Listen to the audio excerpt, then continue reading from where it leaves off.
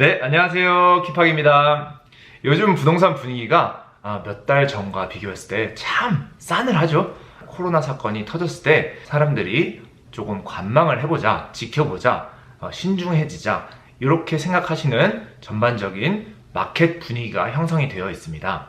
그 당시에 신중을 기울이는 많은 고객분들을 위해서 제가 유명한 경제학자 벤자민 탈 그분의 프레젠테이션 내용도 정리를 해드렸고, 특히 워터루 대학의 수학과 그리고 회계학과 복수 전공자로서 그리고 금융 부전공자로서 제가 아는 지식과 경험을 토대로 영상을 제작하여 드렸었죠.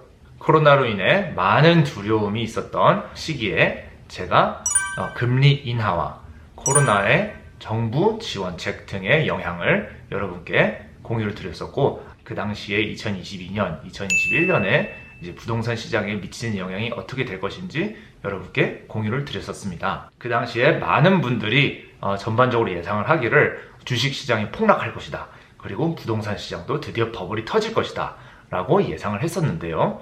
저는 그와 반대로 정부 지원책이 과도할 것으로 예상을 했었고, 그 정부 지원책이 실질적인 현금이 아닌 화폐 찍기로 감행이 되는 것을 예상을 함으로써 앞으로 아마도 부동산 가격이 많이 오를 것이라고 예상을 했었습니다. 실질적으로 2020년 그리고 2021년 부동산 가격이 가파르게 상승하는 것을 저희가 경험을 할 수가 있었는데요. 지금 다시 2022년 현재 인플레이션이 과도하게 일어나면서 정부가 이 인플레이션을 대응하기 위해서 금리 인상을 진행을 하고 있습니다. 지금 현재 0.5%씩 약 2회 진행이 된 상황인데요. 올해 남은 2022년 하반기에도 금리 인상이 여러 개가 계획이 되어 있습니다. 따라서 이번 영상에는 이 금리 인상이 부동산 시장에 미치는 영향, 그리고 앞으로 우리가 무엇을 기대할 수 있는지 여러 가지 내용을 종합적으로 제가 정리를 해서 한번 다뤄보도록 하겠습니다. 함께 한번 화면 보시죠. 지금 화면에 보시는 이 차트가 바로 캐나다 금리를 정리를 해놓는 차트입니다. 이게 1년짜리 차트인데요. 1년짜리 차트로 보면은 저희 금리가 이렇게 역대 최저치로 있다가 2월부터 조금씩 상승을 하면서 이제 0.5%씩 인상하는 것을 저희가 확인을 할 수가 있습니다. 요것을 살짝 줌 아웃을 해갖고 5년 차트로 보시면은 2017년에 금리가 이렇게 조금씩 올라갔다가 2020년 코로나가 터지면서 2년 동안 금리가 최저치였던 것을 저희가 확인을 할 수가 있고요. 최근 들어서 다시 이제 금리가 오르는 것을 확인을 할 수가 있고요. 요것을 다시 10년 차트로 나눠서 보시면은 2012년부터 2014년, 15년까지는 유지되다가 1%로 다시 이제 그 당시에 잠깐 내렸다가 2018년부터 이자율이 오르는 것을 저희가 확인을 할 수가 있습니다. 그리고 2020년까지 유지가 되다가 코로나 시기로 다시 떨어지는 것을 저희가 확인을 할 수가 있죠. 요것을 다시 조금 더 줌아웃을 해서 25년 차트를 보시면은 90년도에 이자율이 이렇게 상승을 하면서 유지를 하다가 이때 이자율이 약 거의 한 6% 다다르는 것을 저희가 확인을 할 수가 있습니다. 요거는 모기지 이자율이 아니라 캐나다 오버나이트 레이트, 그냥 캐나다 정부가 세팅을 해놓은 이자율이라고 생각하시면 될 것 같습니다. 요 이자율이 6% 육박을 했다가 이제 2004년도에 한 2%까지 다시 내려오는데요. 그리고 2008년도까지 다시 4% 위로 올라가는 것을 저희가 확인을 할 수가 있습니다. 2008년도부터 그 당시에 서프라임 모기지로 인해서 이제 최저치로 내려오는 것을 저희가 확인을 할 수가 있죠. 그래서 2009년, 2010년에는 지금 저희가 코로나 시기에 봤던 동일한 이자율을 저희가 볼 수가 있었고요. 2012년부터 2016년까지는 어느 정도 1%를 유지하다가 다시 2016년, 2017년, 2018년하고 2020년 약 2%까지 올라왔던 것이 코로나 시기로 인해서 다시 내려갔다가 지금 다시 회복하는 것을 확인을 할 수가 있습니다. 요즘 저희가 전반적인 마켓 분위기가 금리 인상으로 인해 갖고 이자율이 너무 높다라고 생각하시는 분들이 많이 계세요. 근데 방금 차트를 저하고 확인을 해본 결과 지난 25년 동안 수치와 비교를 해봤을 때 현재 이자율이 높은 상황이냐? 그것은 높다고 이야기하기는 상당히 조금 어려운 상황이에요. 왜냐하면은 저희가 어떻게 보면은 코로나 시기 때 너무 낮은 이자율, 정부가 코로나 위기를 대처하기 위해서 임의적으로 금리를 인하시켰던 그 낮은 이자율에 저희가 너무 익숙해져 있던 것이 아닐까라는 생각을 해봅니다. 그래서 현재 다시 정상 수치, 코로나 전 수치 0.5% 금리 인상을 2회 감행을 했음에도 불구하고 코로나 전의 이자율까지는 아직 오르지 않은 상황입니다. 그래서 간단하게 말씀을 드리자면은 이자율이 지금 현재는 전혀 높은 것이 아니고 지금 금리 인상은 바로 코로나 시기 전 경제가 정상 활동을 하고 있었던 그때의 이자율로 돌아가는 것이라고 생각을 하시면 정확하십니다. 여기서 이제 조금 우려되는 부분은 낮은 이자율의 혜택을 보려고 많은 사람들이 더 자기가 어포드 할 수 있는 집보다 더 큰 집으로, 더 비싼 집으로 혹시라도 이사를 가고 모기지 금액을 너무 많이 받으면서 금리가 인상되는 부분을 과연 견뎌내지 못하고 파산까지 이르는 결과물을 가져올 것이냐, 이것에 대한 두려움이 전반적으로 마켓을 지배하고 있는 상황이에요. 그래서 그 내용을 저하고 함께 한번 다시 검토를 해보도록 하겠습니다. 지금 현재 2022년 6월자로 인해서 평균 토론토 집값을 함께 검토를 해보도록 하시죠. 그 수치를 사용해서 제가 모기지 금액이 금리 인상을 할 때마다 모기지 금액이 얼만큼 증가하는지를 한번 계산을 해서 여러분께 보여드리도록 하겠습니다. 지금 현재 화면에 보시는 내용은 2022년 5월달 통계입니다. 5월달 통계가 이제 6월 초에 발행이 되었는데요. 여기 중간에 내려와 보시면은 이제 디태치드 하우스 가격이 약 평균 가격이 1.55인 것을 확인할 수 있고 이제 콘도 가격이 약 77만 불인 것을 저희가 확인을 할 수가 있습니다. 그래서 제가 TD은행 모기지 캘큘레이터를 사용해서 모기지 금액이 어느 정도가 되는지 여러분께 공유를 드리도록 하겠습니다. 지금 화면에 보시는 것은 TD은행의 모기지 페이먼트 캘큘레이터입니다. 그러면 저희가 아까 디태치 홈을 예제로 들어서 한번 계산을 해보도록 하겠습니다. 디태치 홈이 약 1.55 밀리는 것을 저희가 확인을 할 수가 있었고요. 제가 계산기를 사용해서 약 35%의 다운 페이먼트를 하시고 그리고 이제 65% 모기지를 받으시면은 1,7,500불의 금액을 모기지로 받게 되었습니다. 이 금액을 계산기에 넣고 이자율은 저희가 일단 임의로 3%라고 가정을 해보도록 하겠습니다. 그래서 3을 집어넣고요. 25년 monthly payment 해서 calculate my payment를 하면은 바로 한 달의 모기지 금액이 5,366불 하고 39전. 그래서 5,300불, 5,400불 정도라고 생각하시면 될 것 같아요. 그러면은 이 같은 금액을 제가 이자율이 4%로 1% 인상이 돼서 4%가 되었을 때, 이 금액이 어떻게 변하는지 같이 한번 확인을 해보도록 하겠습니다. 이 이자 금액을 4로 바꾸면은 모기지 금액이 5,933불로 변하는 것을 저희가 확인을 할 수가 있죠. 금액이 약 550불이 증가한 경우입니다. 따라서 평균 GTA 홈 오너가 이자율이 3%에서 4%로 인상이 되었을 때는 약 5,400불에서 5,900불로 한 550불이 증가하는 것을 저희가 확인을 할 수가 있습니다. 그러면 또 한 번 이자율이 4%에서 5%로 옮겨갈 때 얼만큼 오르는지 한번 확인을 같이 해보도록 하시죠. 5로 5% 이자율을 넣었을 때는 6,531불, 약 한 600불의 금액이 올라가는 것을 확인을 할 수가 있습니다. 따라서 모기지 이자율이 1% 증가할 때마다 약 550불에서 600불 달달이 모기지 금액이 늘어나는 것을 확인을 할 수가 있습니다. 생각보다 그렇게 큰 금액은 아니죠. 왜냐하면은 $1,000,000 모기지를 받으시려면은 하우스홀드 인컴이 연소득 20만 불 정도가 되셔야 돼요.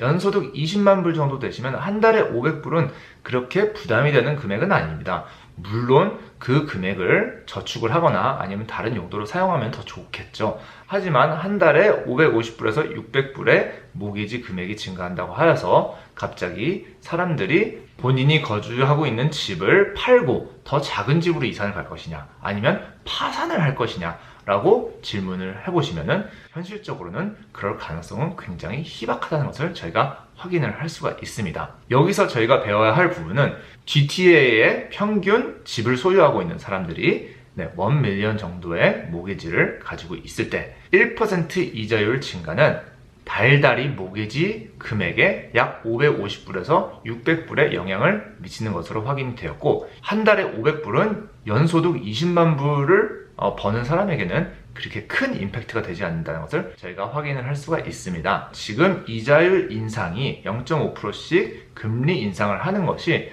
파산으로 연관이 될 것이냐, 아니면 경제 몰락으로 연관이 될 것이냐, 그것은 실질적으로 그렇지 않을 확률이 높다는 것을 저희가 알 수 있습니다.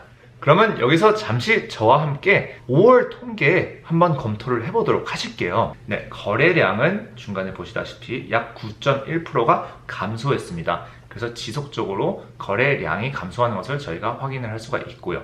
그리고 금액, 평균 가격은 약 3.3%가 감소한 것을 저희가 확인을 할 수가 있습니다.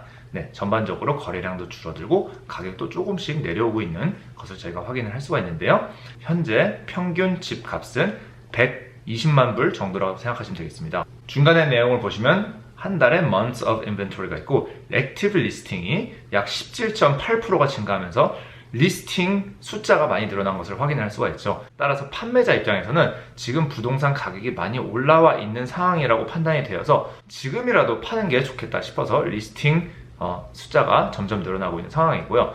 바이어 입장에서는 지금 약간 하락장에서 굳이 내가 바로 사야 될 이유가 있겠느냐, 조금 더 기다려보는 것이 현명하겠다 라고 하여서 어느 정도 기다리고 있는 상황이다 보니까 여기 보시다시피 average days on market이 28%가 늘어나서 약 집이 팔리는데 18일 정도가 소요가 되는 것을 저희가 확인을 할 수가 있습니다. 이 숫자는 지난 4월에 비해서 약 28%가 오른, 28% 더 길게 걸린다는 뜻이에요. 네, 이것을 저희가 확인을 할 수가 있습니다. 종목별로 한번 살펴보겠습니다. 디태치 하우스가 가격이 약 4.8% 하락, 세미 디태치가 4.3% 하락, 그리고 타운하우스가 4.1% 하락. 전반적으로 가격이 조금 더 큰 것들이 하락세가 조금 더 높았고요. 콘도가 약 2.4% 하락하면서 어느 정도 가격을 가장 잘 유지한 상황입니다. 이것을 또 고객님께 자세하게 공유드리기 위해서 제가 이것을 또 구글 시트로 옮겨서 달달이 퍼센트 변화를 416과 905를 나눠서 분석한 자료를 함께 한번 보시죠. 네, 화면에 보시는 바와 같이 5월달 자료를 4월과 비교했을 때 가격이 어떻게 변화했는지 이 아래 중간에 같이 확인을 해보도록 하겠습니다. 일단 416 지역을 보였을 때 디태치는 어느 정도 가격을 유지한 상황이에요.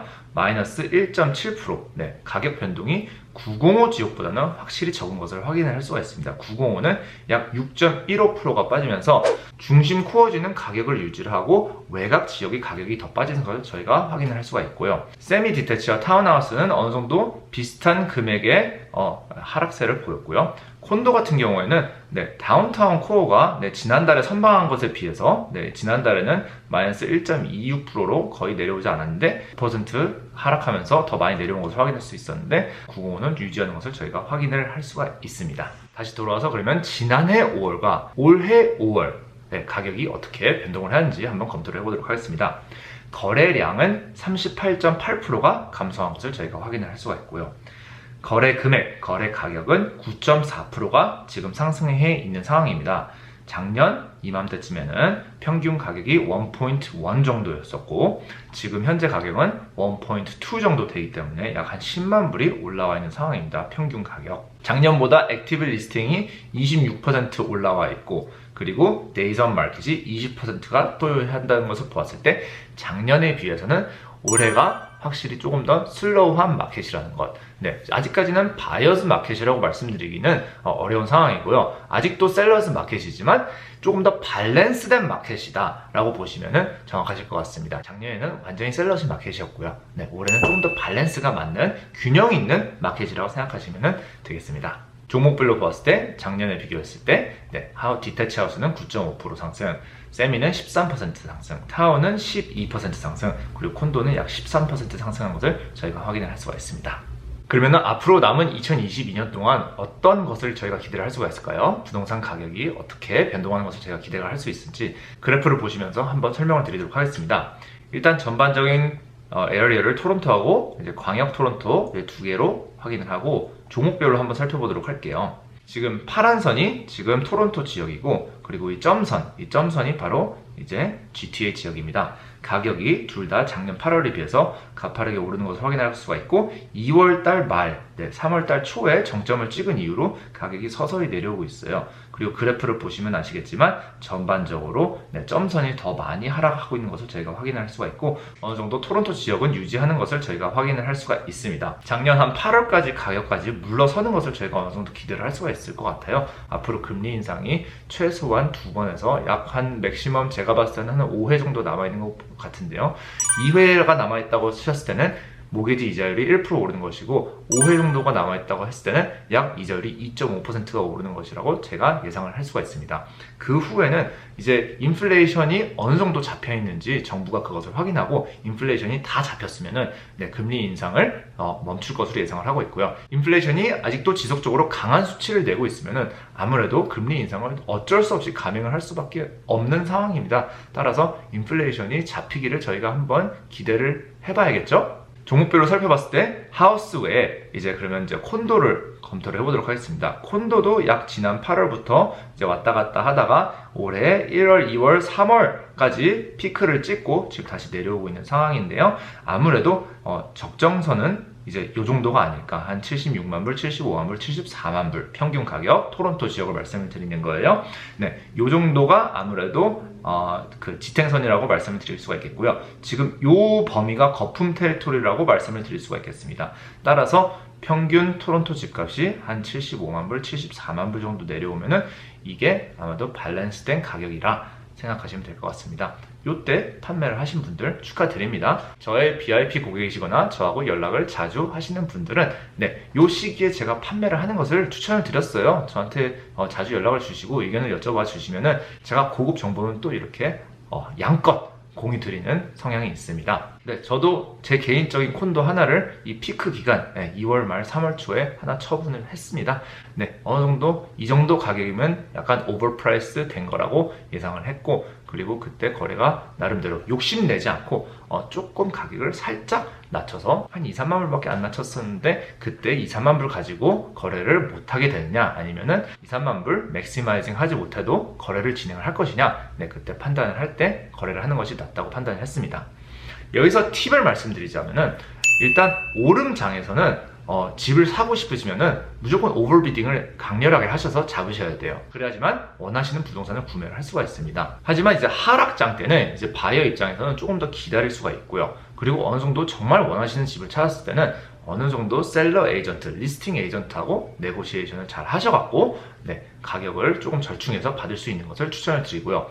이 하락장에서는 또 중요한 게 리스팅 전략. 왜냐하면은 우리가 이제 집주인 입장에서는 맥시멈 가격을 받거든요. 근데 이 맥시멈 가격을 자기가 무조건 받겠다고 욕심을 내면은 부동산 거래가 이루어지지 않는 곳이 하락장이에요.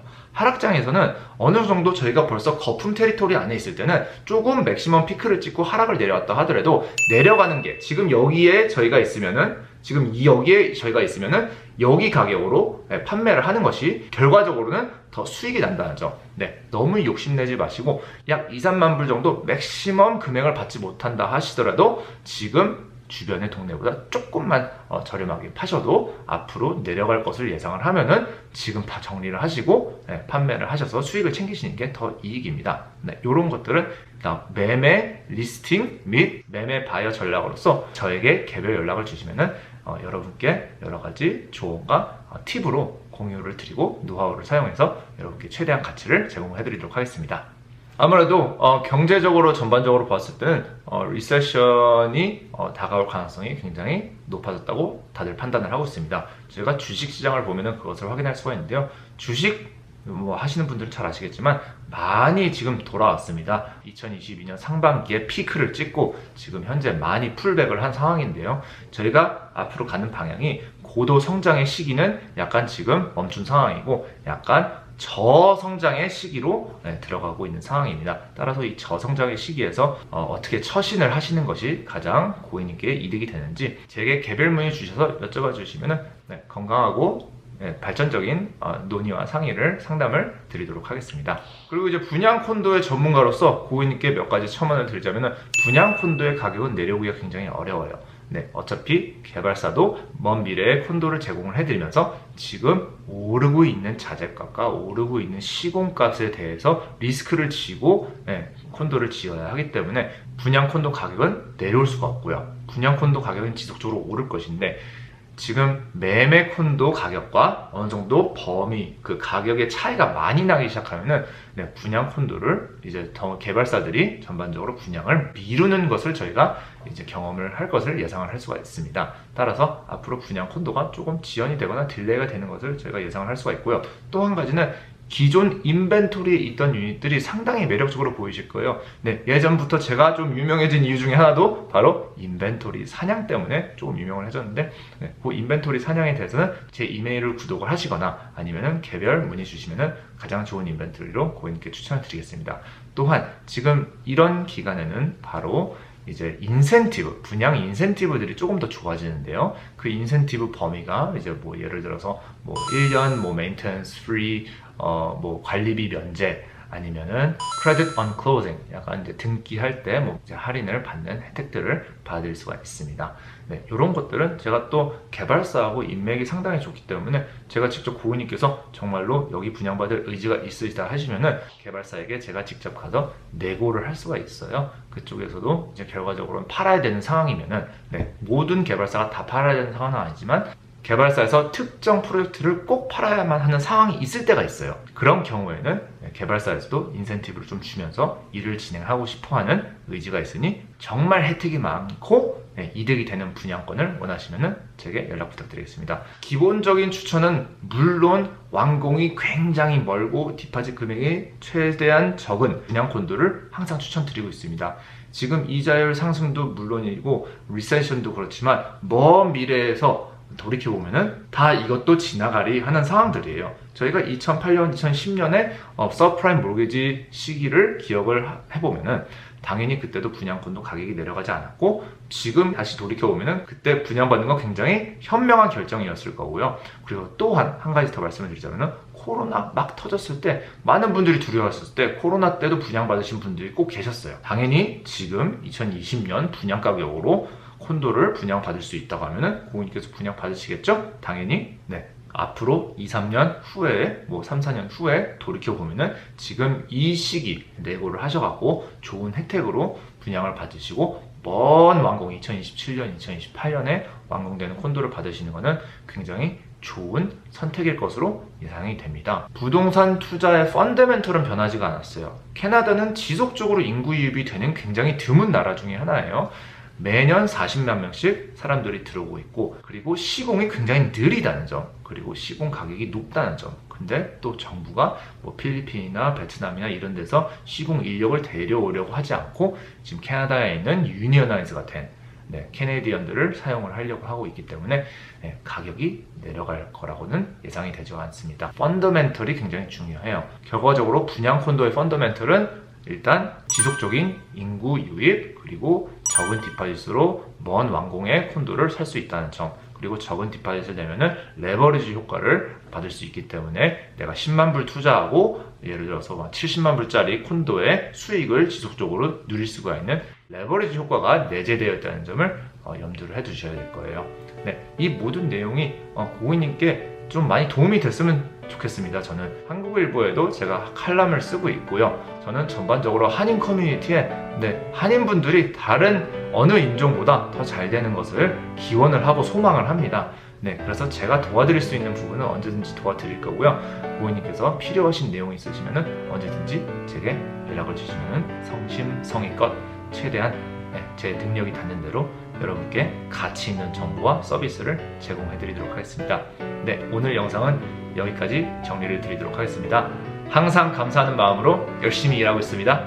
앞으로도 저희 컨텐츠 좋아요, 구독 눌러주시고 알람 버튼도 눌러주세요. 감사합니다. 힙하게였습니다. 다음 영상에서도 좋은 컨텐츠로 찾아뵙도록 하겠습니다.